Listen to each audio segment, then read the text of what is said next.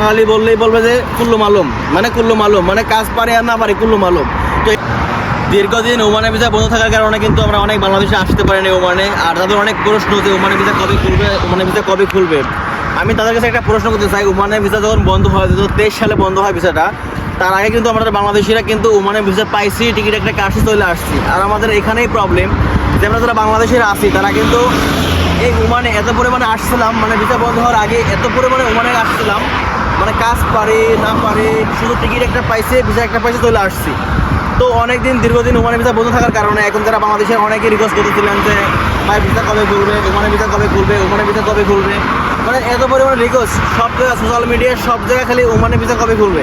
তো আমাকে একটা প্রশ্ন করি যে হ্যাঁ, ওমানে ভিসা যখন খুলে দেবে তখন আপনি কী কাজে আসবেন, ওমানে আপনি কী কাজে আসবেন এবং কী কাজ করবেন, সেটাকে আপনি এখনও সিলেক্ট করছেন নাকি এখনও করেন নাই, নাকি আগের মতো করবেন যখন ভিসা বন্ধ ছিল, যখন ওমানে ভিসা যখন বন্ধ হয়ে যায় 2023 সালে বন্ধ হয়ে যায়, তার আগে আমরা এত পরিমাণে ওমানে আসছিলাম যে আমরা কাজ পারি আর না পারি ভিসা একটা পাইছে রায় পড়ছি। যেমন আমি কাজ পারি না, কোনো কাজ পারি না, আমার কোনো স্কিল নাই, ভিসা একটা পাচ্ছি কি সুপার মার্কেটে কাজ পাইছি বা ফুলের দোকানে কাজ পাইছি বা মানে টেইলারের কাজ পাইছি, মানে যে কোনো কাজের একটা ভিসা দিতে আমি চলে আসছি। তো ওমান আসার পরে কী হয়েছে, আমি কাজ পারি না, আমার ভাষাগত প্রবলেম, সব দিকে আমার প্রবলেম, মানে এত পরিমাণে প্রবলেম যে আমি কখনো মানে কোনো কাজে আমি স্টেবল হতে পারিনি বা স্টে করতে পারিনি।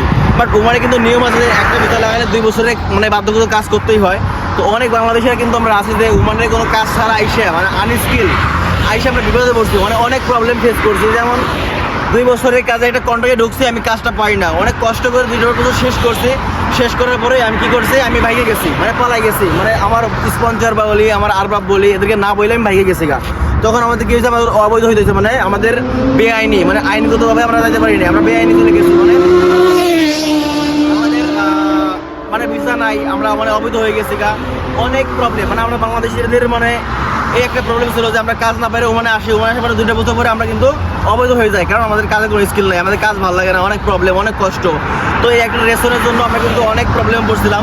তো এই কারণে কিন্তু ওমানে এত পরিমাণে অবৈধ মানুষ হয়ে গেছে, বাংলাদেশিদের জন্য কিন্তু ওমানে ভিসাটা বন্ধ করে দেয়। তো এখন কি আপনি সেই কাজটা আবারও করতে চাইছেন যে ওমানে ভিসা কবে খুলতেছে? হ্যাঁ, আমি জিজ্ঞাসা করতেছি, যারা কাজ করেন তারা আলাদা, যারা কাজ পারেন না তারা আলাদা। যে আপনি যে 2 বছর ওমানে আসবেন, জব করবেন, কী জব করবেন, কোন কাজে আসবেন, এটাকে আপনি এখন সিলেক্ট করছেন বা কোনো কাজ রপ্ত করছেন বা কোনো স্কিল রপ্ত করছেন যে আপনি ওমানে আসলে আরও কী কাজ আসতেছেন। আমি রিকোয়েস্ট করি যারা ওমানে এখন আসার জন্য মানে অ্যাপ্লাই করতেছেন বা ওমানে আসার জন্য দীর্ঘদিন অপেক্ষা করে আসেন যে ওমানে ভিসা কবে খুলবে, ভিসা কবে খুলতেছে না, ভাই ওমানে ভিসা আসতে খুলুক বা কাজের জন্য অবশ্যই খুলবে। তো আপনি ওমানে আসতেছেন, কী কাজে আসবেন, এটা একটু কাজটা শিখেন বা একটা স্কিল নেন, তারপরে ওমানে আসেন। কারণ ওমান দেশটা কিন্তু খুবই শান্তিপূর্ণ একটা দেশ। তো এখানে কাজ করে অনেক মজা আছে, বা ওমান দেশটা কিন্তু আরব দেশের এশিয়ার ভিতরে অন্যতম সেরা একটা দেশ। তো এখানে আসার আগে একটু কাজটা শিখেন, নিজের স্কিল বানান, তারপরে আসেন। আগের মতো করেন না যে ভিসা খুলছে মানে টিকিট একটা কাটছে, ভিসা একটা নিচে চলে আসছি, মানে কোনো কাজ জানি না, স্কিল জানি না। ভাই তুমি কেন আসবা? তুমি আসার দরকার নাই, তুমি কাজ শিখে তারপরে আসো। আর কাজ না শিখলে আপনি ওমান আসেন না। ওমান আসলে কিন্তু আগের মতো আবারও প্রবলেম হতে পারে যে আমরা কাজ না পাইলেও কোনো কাজে যাই। আর আরব দেশে কিন্তু সবাই আমরা জানি, যারা ওমানে আসি বা আরব দেশে যারা জব করছি বা দীর্ঘদিন ছিলাম, তারা কিন্তু সবাই জানে বাঙালি বললেই বলবে যে কুল্লু মালুম, মানে কাজ পারে আর না পারে কুল্লু মালুম। তো এটা করবেন না, এটা করলে কিন্তু আবার সেই আগের মতো প্রবলেম হতে পারে। তো এটা কিন্তু আপনাদের জন্য দুর্নাম, আমাদের জন্য দুর্নাম।